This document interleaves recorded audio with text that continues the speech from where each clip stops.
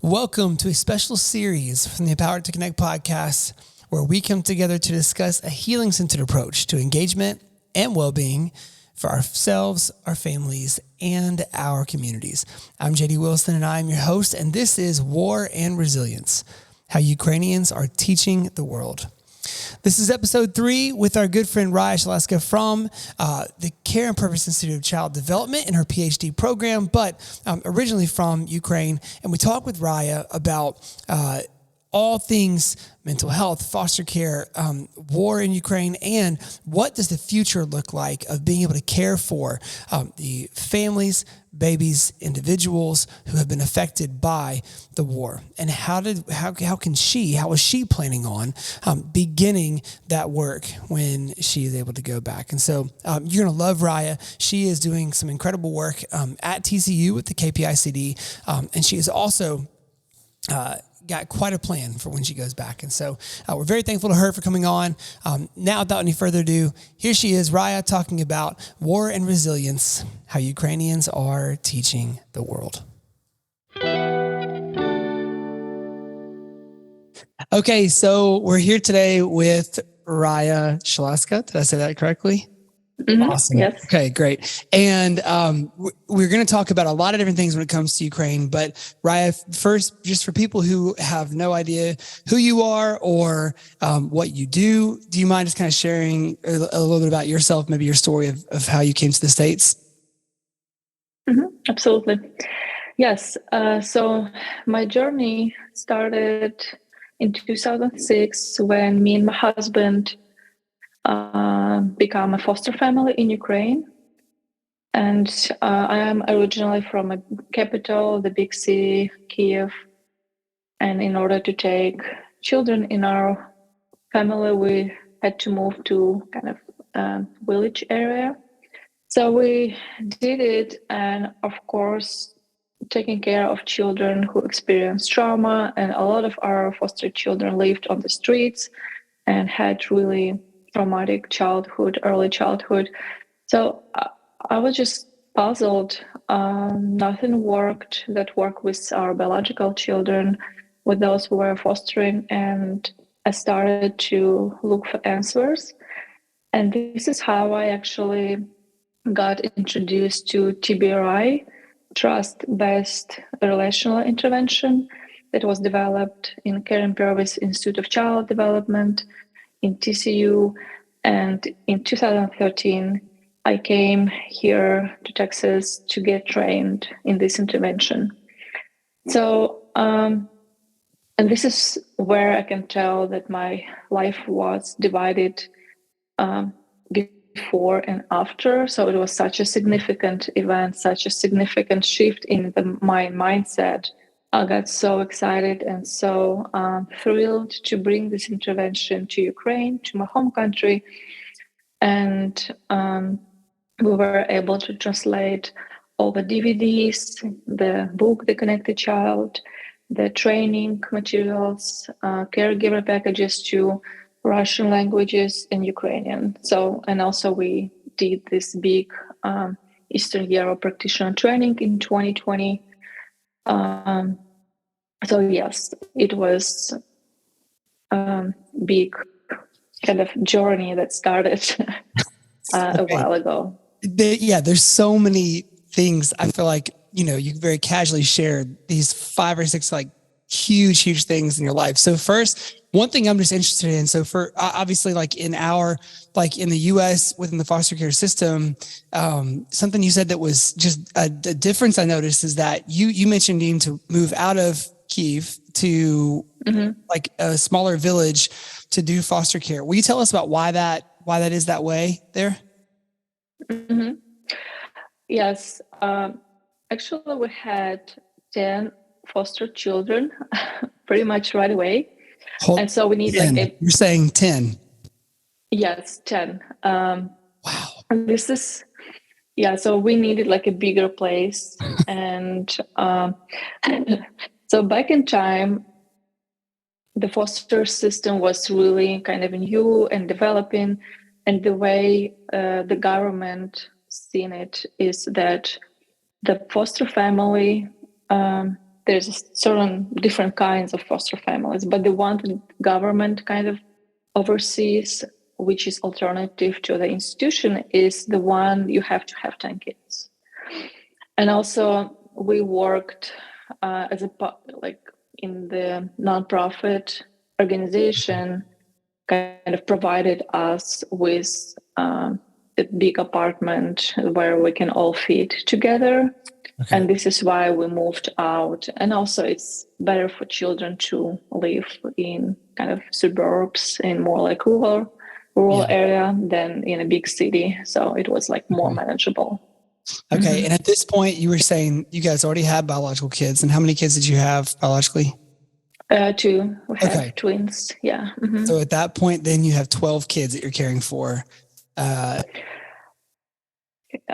So the number of foster children was at the same time between 7 and 12, but it was always kind of, kids were like in and out. It was kind of depends, but yeah, in general, it was not easy. But again, after I learned about this intervention that help children with history of trauma to heal and to get better, I'm like, okay, this is it. It's really practical. It's really doable. It's really kind of makes sense. So, and it was a big shift in my personal and professional life. Yeah. Mm-hmm. Professionally, were you working in any kind of therapeutic like place at that point in life, or was foster care your main like working initiative throughout the day? So the foster care was my main thing for a couple of years, and then I became a director of this foster family center. Like we had 6 foster families that we would support and provide them guidance, provide them with anything they need, like food and funds. So basically, it was a great alternative to the institutional setting. Because the Father's House, it's the big international charity foundation in Ukraine. They have this rehabilitation center where children would come and spend a year or 2, and then they would move to the family care center where they live in a family until they're adopted or reunited with their biological families, or they just age out of the system.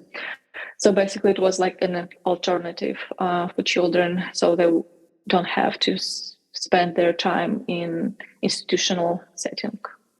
Okay, and so during that year or so, when they're in care before being moved into a foster family, what's happening in their lives? Like, what does that year look like for them? I want to make sure I understand this question. I mean, like the kids who come before to our foster family, what was their life like before? Oh, I think so what I was understanding you to say is that there was like a transitional program that kids would come. Yes. Okay. So during that transitional program, what does that look like? Are there people who are helping them work through trauma, or is that something that is within the scope of their work there?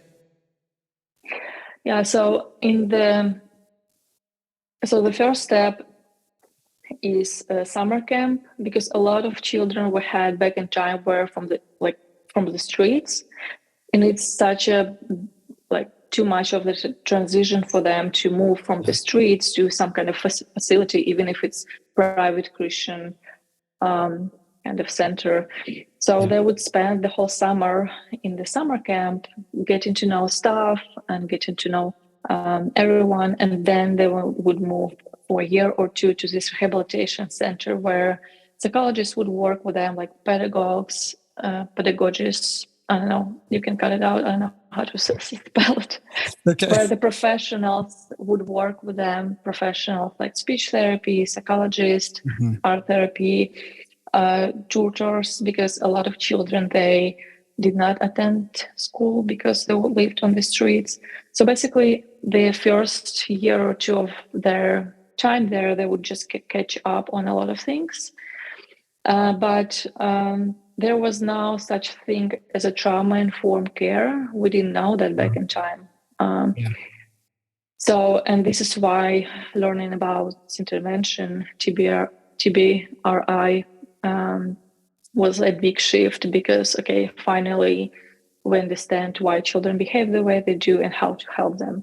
Yeah. So yes, this is kind of the transition period, the whole process that children would go through. Mm-hmm. And when you came across TBRI for the first time and you began reading about it and learning, were you sharing this with colleagues of yours, and were they also equally excited, or did you get some pushback as well? Yeah, naturally, I had a huge pushback first, saying like, "Oh, it's all American thing. It have nothing to do with our realities." But then, the more I would talk about that, the more I would talk about the concepts and principles and strategies. People would see like, okay, it does make sense. And actually, we did our first TBRI therapeutic camp with my colleagues. That were like, okay, let's try it. And the results were like amazing. It was just really like a miracle. We observed how children would change through those days of the camp, and we got great feedback from the caregivers. So we decided, okay, this is it. We're gonna move forward with this intervention. And since then, we did a lot of therapeutic camps and counseling, therapeutic groups, support groups, training for caregivers, parents, professionals. So it's became a big part of our life as That's professionals and personal. Now, what point?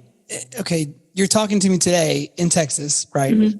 And so, at what point did you decide? Okay, I want to go even further than practitioner training with this. I want to go to school and be equipped to come back and do this, full time. How did that timing work out? Mm-hmm. So actually, I was so amazed by this intervention. So I would come for practitioner training, and then, okay, what else do you have? And so I would just really exhaust all their trainings, attend all their trainings, and then actually I have master's program here. But back in time, I had my bachelor's in management, and I had a lot of training on how to work with children, different courses, but I never had this official education. Yeah. So I decided to go back to school, and I got my bachelor's in psychology, and then I came here with my family in 2017 for my master's in developmental trauma. Okay. So after being here for 15 months, we moved back to Ukraine, and I really fell in love with research, I was just eager to take it farther and maybe develop additional interventions or kind of benefit the TBRI and develop more resources. And this is why I decided, okay, I want to do more. So, and this is how I ended up applying here for PhD program. And we moved here in the fall of 2021. Okay.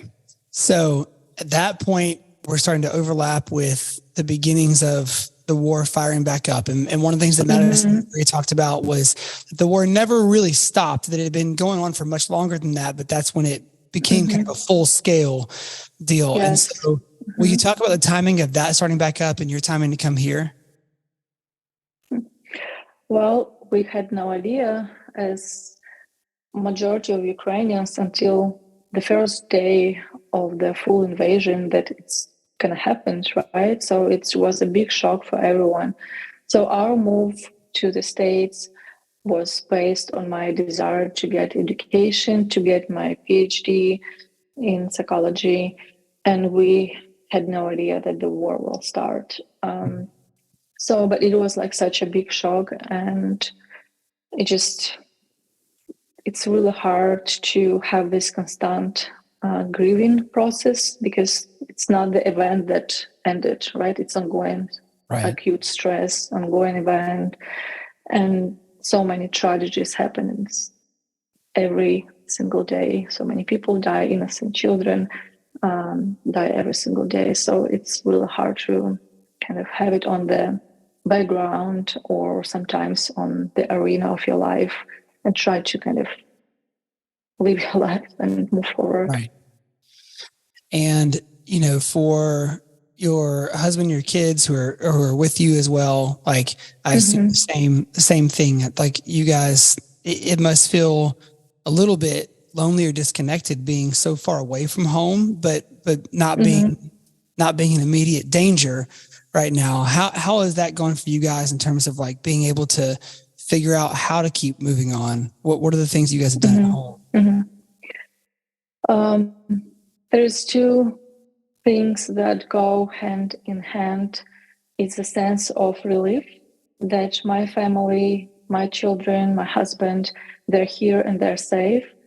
Because my twin boys, they're 19 years old. So if they would have been in Ukraine, they would not be able to leave the country. And there was a high risk of being drafted and being killed in the war. So Yeah. that's a little bit too much. And I have just really a lot of respect to those mothers who just, sacrifice, have this huge, like admiration for those who have their sons and husbands and brothers on the front line defending Ukraine. So, and the other process is survival guilt, right? So, on the one side, we believed that we are safe. On the other side, our people suffer, our friends, our family, they suffer, and we are here safe. So, that's kind of the guilt takes place also. So, there's lots of things going on inside, outside, but still, I do believe, and this is what helps us move forward. I do believe that we are here for a reason. We are safe here in Texas for a reason, and from here, we can help so much more Ukrainians. We Yeah. can help like hundreds and hundreds Ukrainians versus we would just sit in a bomb shelter in Kiev somewhere, Yeah. trying to survive and trying to just stay alive. So, and that's why it helps us feel a little bit better about Yeah. being safe because we were able to help so many people. I mean, it's really difficult to even try to imagine that happening for most of us living or listening to this. We've not been firsthand in any kind of war zone or area. And some people may have who are listening, but the majority of us have not experienced that personally. And so it's hard to wrap your minds around that. When we listen to Madison and Yuri talk about what life had been like where they were and where a lot of their friends and family are, you obviously are living in a completely different part of the country, the biggest city. I've seen on the news, and I'm interested to know kind of your perspective being in daily contact with people who are still there. There's a portrayal of Ukrainians as trying very hard to maintain a sense of normalcy and trying to live ordinary life as much as they can outside of having to then seek shelter when they have to.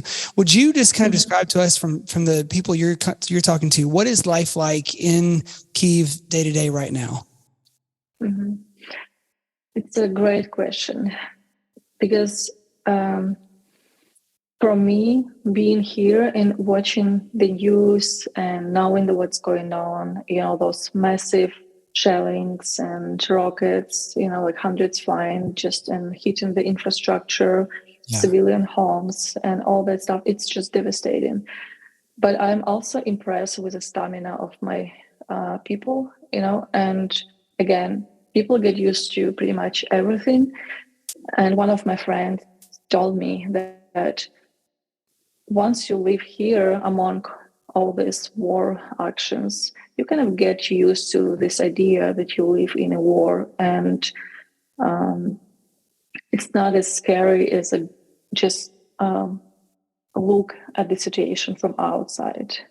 Because when you're inside, of course, if something lands really close to you, or you hear this explosion just really close, of course it's terrifying. And of course it's terrifying to even hear the air raid siren, and it's really, really hard. But also people resilient, and they just live their lives in these new circumstances, in this new context, and they try so hard. And I can see that there are so many volunteers, so many people that just do so much for those who suffer from consequences of the war. So yes, and having family in Kharkiv, in Mariupol, in Kiev, in different regions in Ukraine, some of them suffered greatly from the war, like Mariupol is completely destroyed and so many tragic losses there. The Kharkiv is constantly on a fire kind of line. Kiev is relatively safe, but we still have missiles and rockets landing. But yeah, it's all about perspective, right? From once you live in this for a year, you kind of get used to things like the siren, you need to seek shelter, or there is no power for a day or two, or there is no power for half of the day every day. So people, and now they just say, for example, I realize how little I need for happiness. I just need safe sky, nothing flies, nothing lands. I need electricity and just some stability, just minimum stability. And people like those basic things. And now they appreciate it so much. And all they want is to war to be over and to have the basic things as running water, electricity, and access to food. So I hear a lot of things in there that you are saying people just get adjusted to it and they just continue on like normal. And I would contend that there is something that, at least from our perspective or from my perspective, looking from, Memphis, Tennessee, something that looks different about the Ukrainian people and that looked different about the Ukrainian people from the beginning. Do you think there's something that is inherent in Ukrainian culture that when the war started and there was this image, there's kind of this collective image of leaders and the people of Ukraine kind of standing up and straightening their backs and saying, absolutely not, this is not going to happen. What is it about the Ukrainian people and culture that that you think allows them to persist in such a way and have such resilience? It's a great question. Like Ukrainian people, historically, they had to fight for their freedom pretty much nonstop for hundreds of years.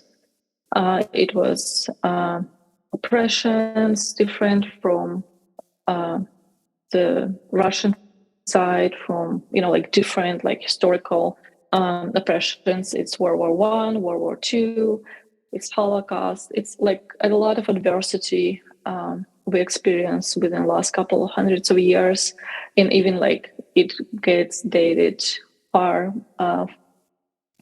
behind in those dates. So I think we do have this resilience, and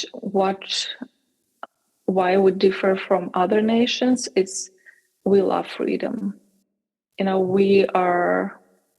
It's really hard to manage Ukrainians and just keep them quiet, because if they don't like something, like the course the government choose, for example, to become more like pro-Russian instead of becoming more pro-Europe, people would go outside and throw a revolution, which is exactly what we did a couple of times, right? So we love freedom, we love our land, we love our people, and this is something that keeps us going. I think this is something that gives us the strength to fight, because we know what we're fighting for. We're fighting for future for our children. We're fighting for future of our country, and it's incredible. And I think that makes perfect sense. For generations, there's generations of resilience baked into the culture that now kind of permeates without having to have, direct lineage of people teaching that to you. So when we talk about the future for children, specifically in Ukraine, and you thinking through having been in the foster care system, working tirelessly day in, day out in pre-war times, what do you think about when you think about going back to Ukraine and beginning to work again with children? What are your hopes, and what are the things that you want to begin using this knowledge and these skills that you've acquired to help do in Ukraine? Well, since the war started, I really kind of shift my priorities and my focus. And I started to work with Ukrainians online since I do have a counseling degree from Ukraine, and I'm trained in EMDR, in positive psychology, so in different interventions that I did use and I still use with children suffered from war and for adults. So I have few times a week, every week since the war started, pretty much have those counseling sessions I provide for my people.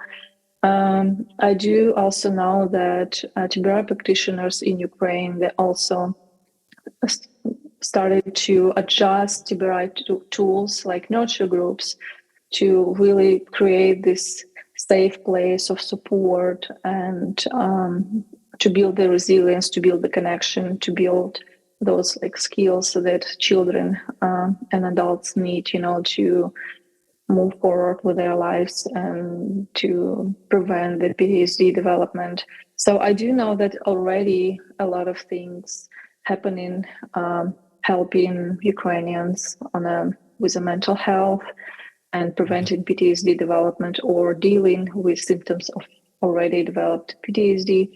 So a lot of things in place right now, but I do know that once the war over, we need to rebuild not only the infrastructure, not only destroyed cities, not only destroyed homes, but also we need to rebuild mental health of our children, mental health of caregivers or parents, because otherwise it's trauma has really powerful impact and long-lasting impact on child development, on human development. And it just really breaks my heart that we don't have enough mental health professionals to really meet this huge need, of suffering and pain and loss and fear and terror that people experience often on a daily basis.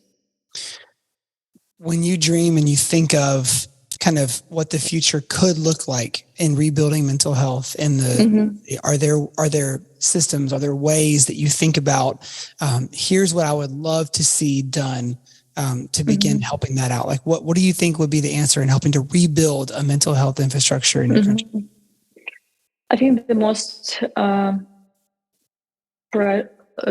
let's say it again, the most important resource is human resources. So I would love to unite mental health professionals. I would like to maybe help whoever wants to become one, and whatever help other countries can offer us in training, in supervision, in just in any way to help our children to heal from trauma, to help parents and families just to get better, because there is no way I can do it by myself, or a group of Ukrainians can do. The wound we have, the war trauma, we have is so enormous, and we need a lot of support and a lot of help and a lot of guidance.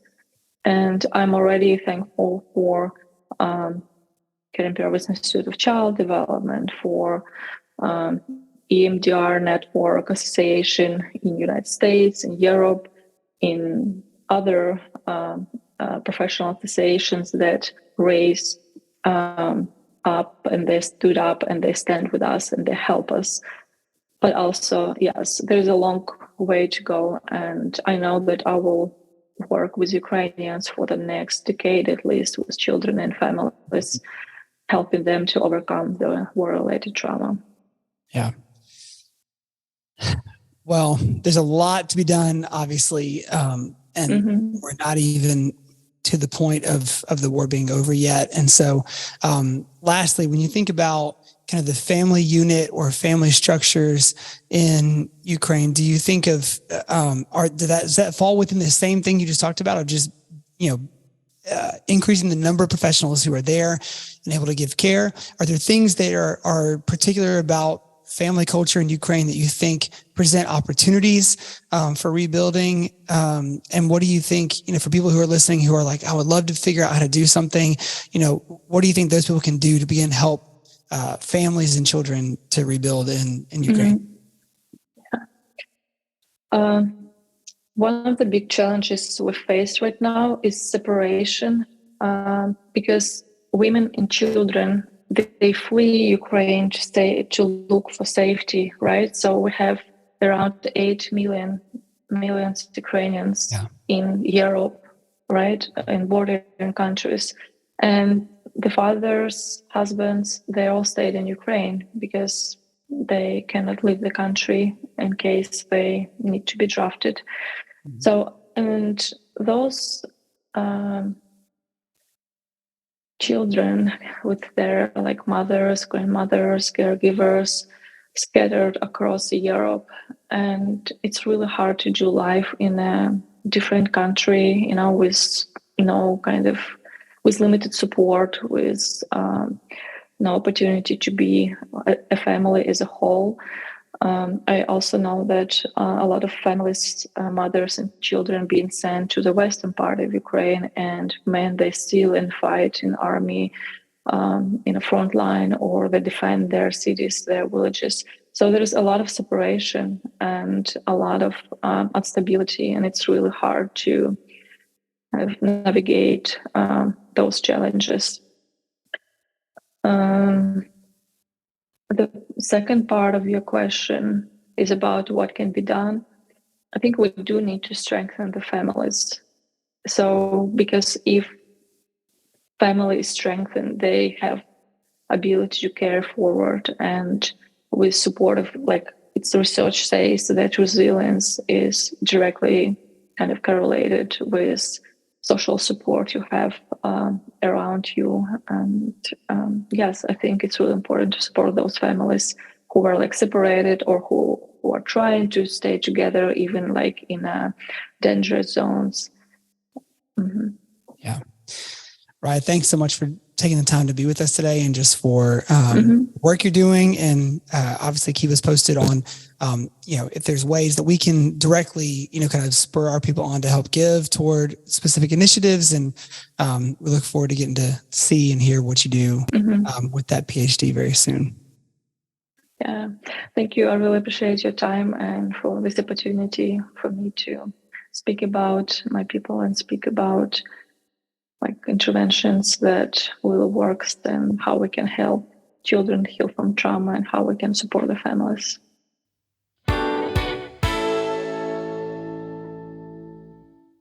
Well, you've been listening to War and Resilience, How Ukrainians Are Teaching the World, a production of Empowered to Connect Media. For Kyle Wright, who edits and engineers all of our audio, for Tad Jewett, the creator of the music behind the Empowered to Connect podcast, I'm JD Wilson, and we will see you next time on the Empowered to Connect podcast.